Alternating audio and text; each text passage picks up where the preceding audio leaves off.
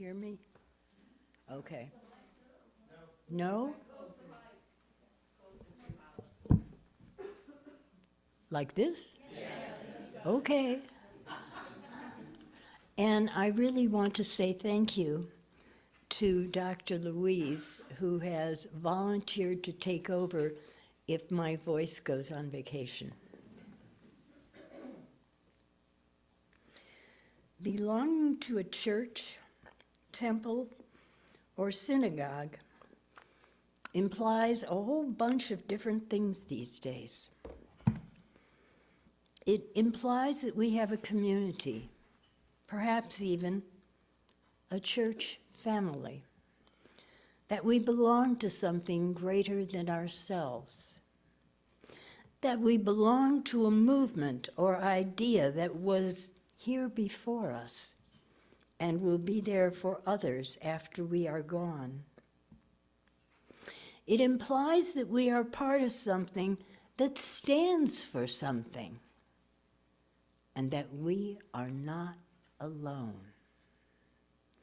It is no small matter to find a place where we are safe, where we are welcomed, where we are encouraged to grow, to confront our own prejudices, to explore new ideas, and to share our ideas and gifts with others.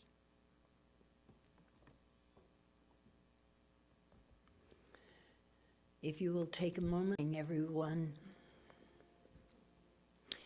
Unitarian Universalism has been around for maybe 500 years. And in the beginning, we were very conventional. Oh, not theologically. Good heavens, no, not theologically, but in most other ways. Then about 200 years ago, we started changing. And as we changed, we developed a culture that is rather difficult to explain to others. I think it's pretty wonderful, but it is difficult to understand if you haven't lived it. And because of that culture, our unique way of being together, our expectations of one another, a lot of folks think some very strange things about us. And one of the misapprehensions is that just anyone can join us. Well, maybe so, but I would like to propose the idea that there are folks who would not be a good fit, folks who would not be comfortable here. Since COVID, attendance at all churches has dropped dramatically. Actually, a bit less so in our denomination because most of our congregations have embraced Zoom. But still, church attendance numbers are worrying. So why on earth am I giving a sermon about why you should not be a Unitarian Universalist? Why would I tell folks not to join us? Well, I do think we have something wonderful and unique here, but I would prefer not to fill the pews with people who don't want what we offer. We often say that UU is not for everyone, but frankly, I think sometimes we tend to be a bit smug when we say that, as if we think our way is better. It's not. It's just different. I want to be upfront about who we are, and there are some things that might, maybe even should, alert those who find this place not to be a good fit. A while ago, Reverend Tony Larson of the Olympia Brown UU Church in Racine, Wisconsin, gave a sermon titled, 5 Reasons Not to Be a UU. Yeah, he started it all. And a whole bunch of other ministers saw this title and got on the bandwagon. I did my research and I watched as many of these sermons as I could. I found it fascinating. And I thought I'd share some of the reasons along with ideas and commentary of my own. But I will tell you when I am quoting one of my colleagues, because I think plagiarism is a bad idea. I do want to give credit where credit is due. Now, with all those ministers, there ended up being a lot more than 5 reasons. But I figure you want to get out of here before supper time. So I narrowed it back down to just 5, but I couldn't help myself. I included a few honorable mentions. Now, Tony Larson, the guy who started it all, came up with this reason, and I just love what he said, so I'm going to quote it. The first reason you should not be a UU is if you don't know how to sin. You have to know how to sin. It's very important to us, and not everyone knows how to do it right. We don't want people here who never do bad things. We don't want people here who are holier than thou. We don't want people who have made it in the salvation department and are just waiting around to be picked up. Because people with too much heaven in them can be hell to live with. We believe that we are inherently good, but there are limitations. We all make mistakes, and the holier than thou need not apply, but wrestling honestly with your demons, being lost and despairing, falling off the rails of your life, we can help you there. Because that's who we are, too. We may not solve your problems with easy answers, but we'll walk with you. So if you've made it in the salvation department, this is probably not the place for you. You should know that if you're looking for a church that beats you up for being a sinner, you're in the wrong place. We believe in your abilities to confront the realities of your own life, to find a healthy and loving way forward. Preach it, Tony. I'd like to add that the ability to sin can lead us to compassion and humility, especially when we see the faults of others in ourselves. One minister gave an example that she was driving home, and she became really upset because there was a driver in the right-hand lane who turned left and cut her off, and she was busy swearing at him when she heard the cop sirens and the lights going on. And they pulled her over, and she said, "Did you see that guy? He cut me off." And he said, "Yeah, but you just ran a red light." Needless to say, it was a humbling experience, paying attention to someone else's fault while not paying attention to her own. Reason number 2. You should not be a UU if you think you can believe anything you want. No, you can't. We have very strict guidelines on what you can believe. We don't care whether or not you believe in God and Jesus. We don't care if you follow karma or psychics or the latest in Scientific Weekly. We don't care if you believe in aliens, reincarnation, or heaven and hell. But You cannot believe that you are better than others because of your race, gender, affectional preferences, or bank account, to name a few things. You can't believe it is okay to deny others the rights you would claim for yourself. As Reverend Cantor says, you can't be a you if you're a Christian who thinks that atheists and agnostics don't belong here. You can't be a you if you're an atheist who thinks there's no room for Christians or pagans or spiritualists or psychics or Buddhists, because there's room. There is room for all of us. Yes. What we would demand is that whatever your beliefs, they are life-affirming and encourage you to act towards others with dignity and respect.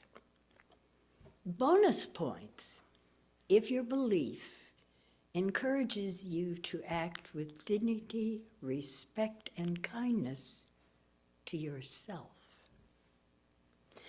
But this is the kicker. We also expect that your beliefs, whatever they are not enough just by believing in them.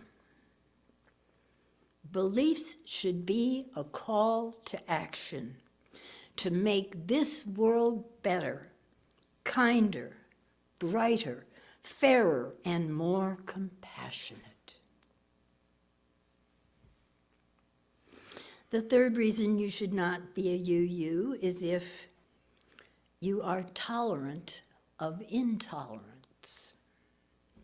If you like the Nazis or the KKK, then you will not be comfortable here. If you think there are people you can look down on, deny basic human rights, or just plain use, then this is not the place for you. In our eyes, there can be no justification to take an entire segment of the human population and leave them out of our ethical circle. Everyone has dignity and worth and should be treated as such. Personally, this is the hardest one for me because I am so quick to assume that anyone I don't agree with, especially politically, is either a racist or a misogynist, and that just is not true. That's my prejudices speaking up and projecting. Sadly, that's a form of intolerance on my part. Let us be clear.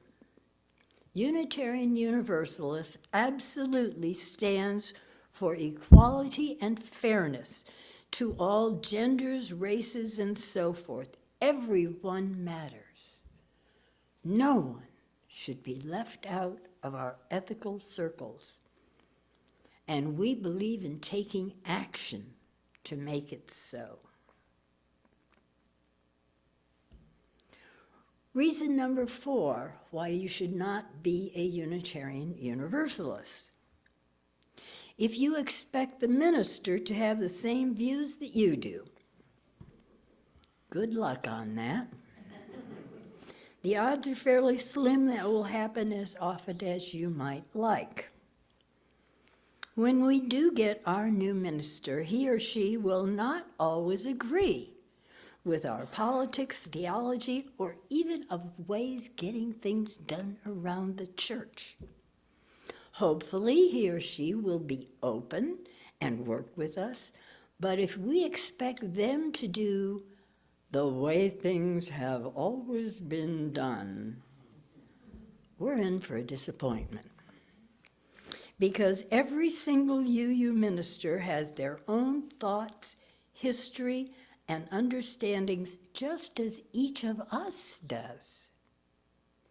Besides, Ministers actually do have training that might be useful if unfamiliar compared to what we're used to. I would remind you that every minister has clay feet, and so do we, every one of us. But I would also remind you that clay feet are not necessarily a bad thing. It might help us with being non-judgmental of each other, of ourselves.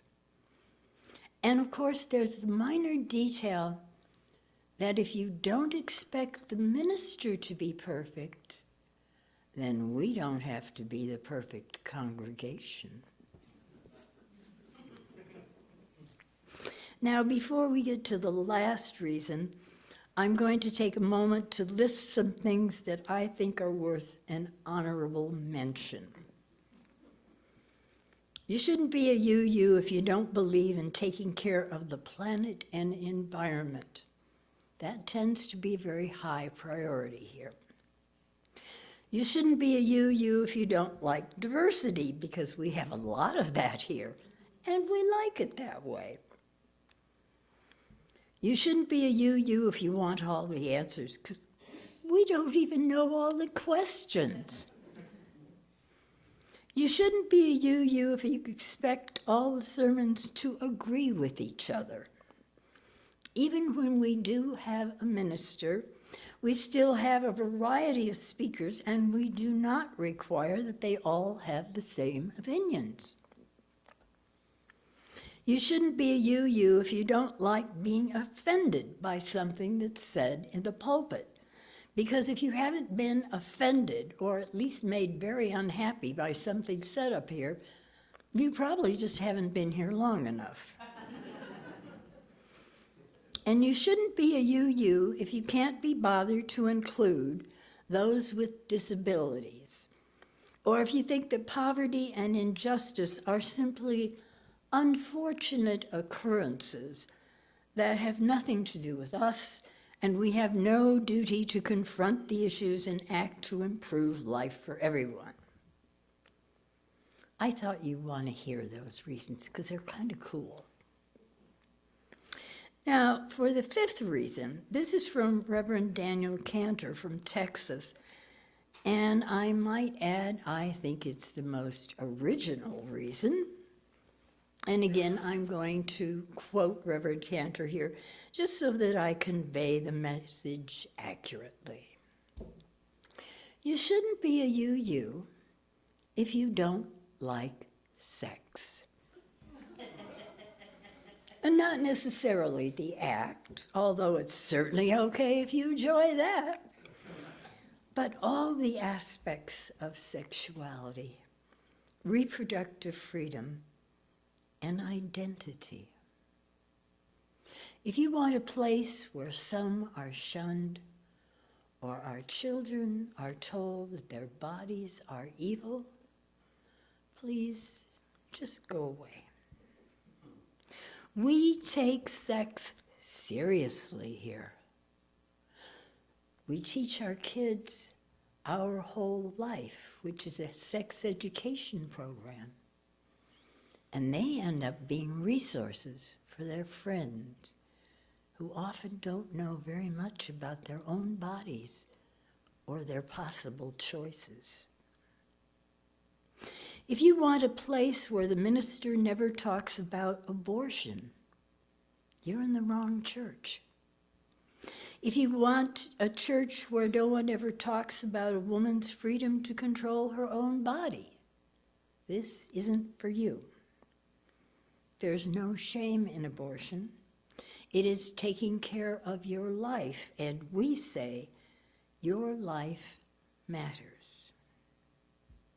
If you are squeamish about gender identity, gay rights, transgender, bisexuality, and yes, even asexuality, if you want a world where that isn't talked about, you're in the wrong church.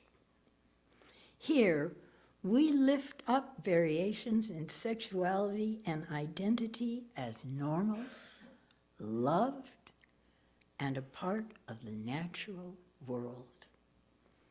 Amen, Brother Cantor. So there are the 5 reasons, plus some honorable mentions, why you should not be a UU. I think it also may imply a few reasons why you might want to be a UU. We're not perfect. Not one of us. But then you're not required to be. We work on our values and honestly try to live up to them. We often challenge each other and sometimes we change our minds. We will walk on the journey with you, sharing our experiences, values, and struggles as we listen to yours. If you think this sounds like something you can embrace, welcome, and I hope you find a home with us. Seated. As always, you may or may not agree with what was said here. But in any case, I hope you will share your thoughts and opinions during the talk back in the conference room. A lot of other churches, mosques, temples, and synagogues might hold some of our values. We are not alone in wanting peace, love, and healthy theologies. What makes us unique, however, is our acceptance of each other, our acceptance of differences, and that's not always easy. We do mess up all the time. But hopefully we forgive ourselves and each other. We try again to live our covenant, to rethink our values, to treat each other with care and respect. We won't always make it. We're human, and that includes messing up from time to time. But we can't improve if we keep a blind eye to that what we are doing is destructive.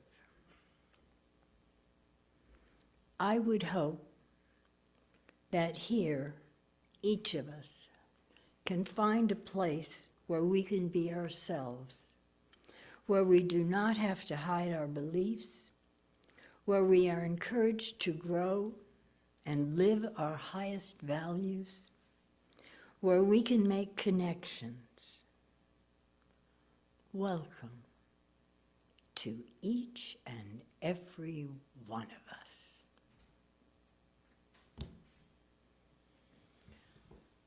As I blow out